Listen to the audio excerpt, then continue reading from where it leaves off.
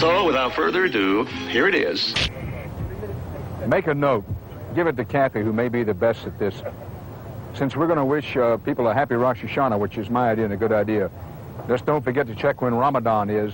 We have to wish all of our Muslim friends happy Ramadan. Happy Ramadan. Osama bin Laden.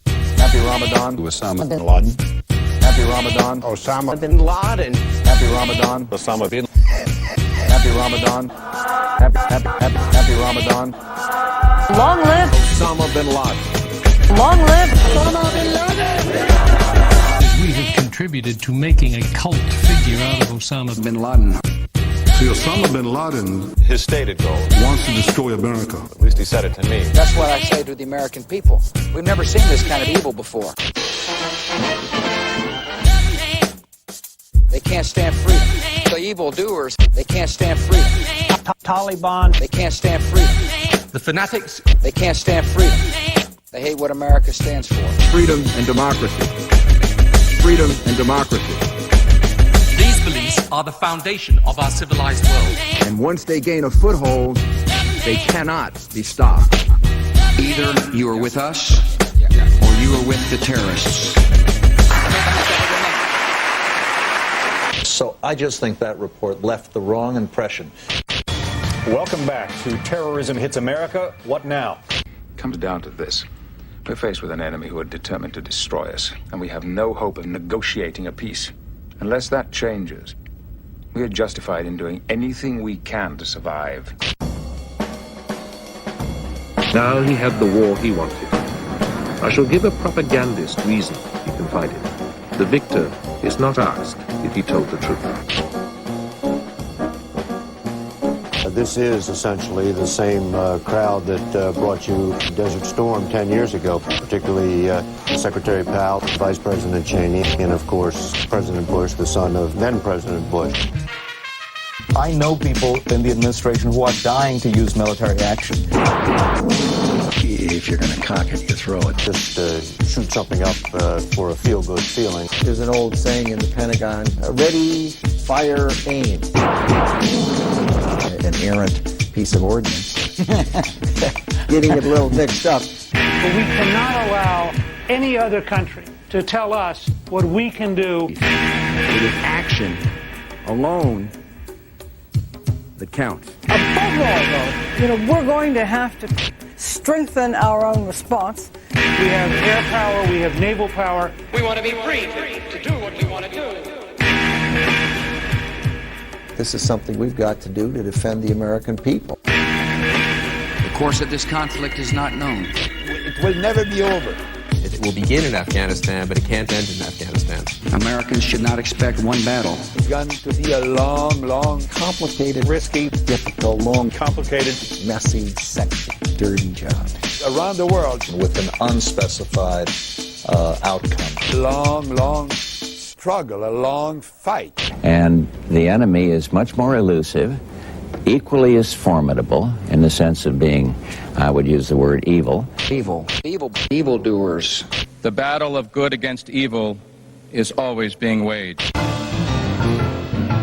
Our beliefs are the very opposite of those of the fanatics. This is a war of good versus evil. Islam and the West have always been at war, and we know that God is not neutral between them. So that seems to be a major theme here. Every nation in every region now has a decision to make. Don't go to hell. Please, I beg you, don't go to hell. I've taken a lot of heat for saying it goes back to the Crusades. Barely 100 years after Muhammad's death, the Islamic Empire had spread far and wide. The Pope reacted to the Muslim expansion by launching Christendom's version of Holy Wars, the Crusades. And you can just see it happening again. This kind of, quote, clash of civilizations. And this could be a defining moment That the world needs to march forward. to deal with the scourge of The bearded ones. And see what they have done against mankind. Because it's only going to happen with all of us together.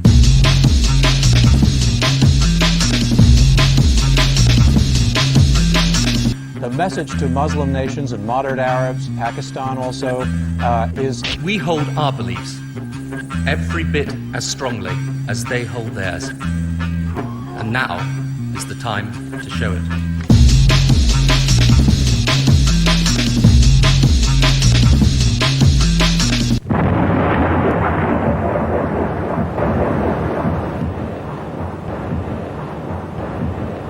When we come back, sometimes the best offense is a strong defense. And a lot depends on strong American leadership. Even though I walk through the valley of the shadow of death, I fear no evil. George Bush looks as if he may go into this as a boy and come out a man. I think he has a tremendous asset in this crisis, and that is his simplicity. The American people, he feels more and more like the commander-in-chief. He was Jimmy Stewart tonight. Thank you. He is also bringing to bear the assets and instruments of national power of a vast number of countries around the world. The president has the power to take action, even force. To hunt down, to find, to smoke out of their holes. They hide in caves. We'll get them out.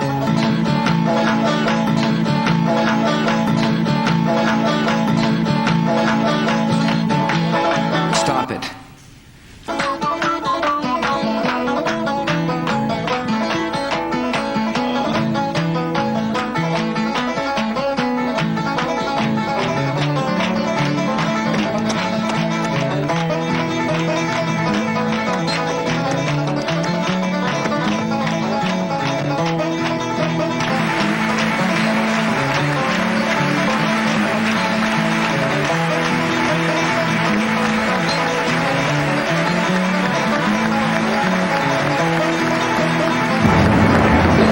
We must not allow terrorists to rule our country.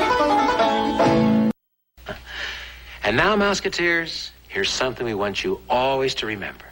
Almost all religions preach that love is the supreme virtue, and a few spiritual teachers, perceiving that we are all gifted at loving what pleases us, teach that the highest, the most edifying forms, which might ultimately save the world, involve our regard for those it is difficult to love, some of whom are our enemies.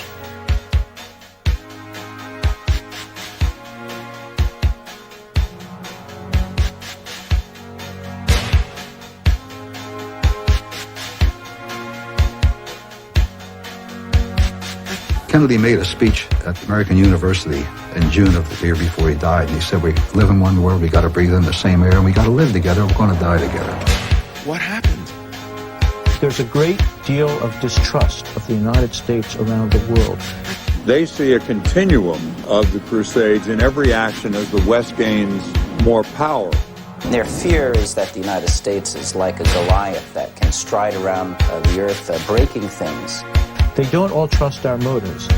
We're also making life difficult around the world in a number of other countries.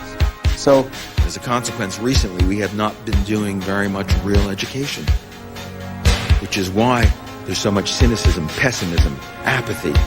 When Thomas Aquinas appeared on the Meeting of Minds shows, one of the many fascinating things he said was that he had learned a great deal from his enemies, by which he meant his philosophical opponents. We don't seem to be able to learn anything from philosophical opponents. And the danger is that many of us may start to equate Islam with the terrorists. The anger, hatred, and rage we are feeling in our hearts as Americans. Military might cannot reclaim what we have lost inside ourselves. Hopefully, we will come away with as few lives lost as we can. We have already lost way too many. For 200-odd years, this nation has counted on the military to defend itself against these sorts of threats. Well, now the threats are here, they're home. What happened? I thought we lived in a safe playground of a world where my career was the only thing I had to think about. And suddenly, there's a larger, desperate, dangerous world. Explain it to me. What's it about? This isn't the world you promised me. This isn't the world you told me about. This isn't the world in which only private things count. And so it really comes down to a very basic choice that we have to make as a civilization. Either we will learn to bury the animosities of our ethnocentric, militant traditions and come to understand that Earth's survival depends on our collective, unified participation, or we will sustain this cycle of violence and revenge until humanity is returned to the status of primitivity and Earth reduced to the rubble of antiquity. It's really up to us. It really is up to us. Good night.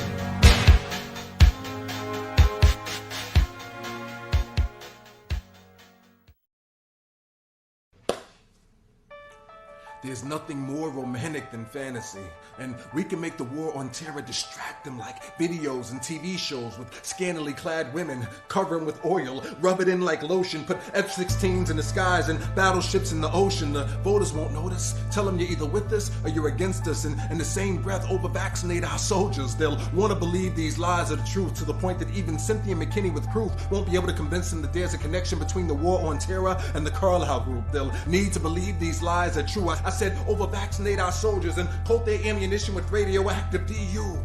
Fear is the final frontier of the defenseless. If it's logical, tell them it's senseless. You're either with us or you're against us. It's all about confusion. Name it the Patriot Act if it acts against the Constitution. One man, one vote is a joke. You should be more concerned about your family being broke. Poof. Mirrors. Smoke.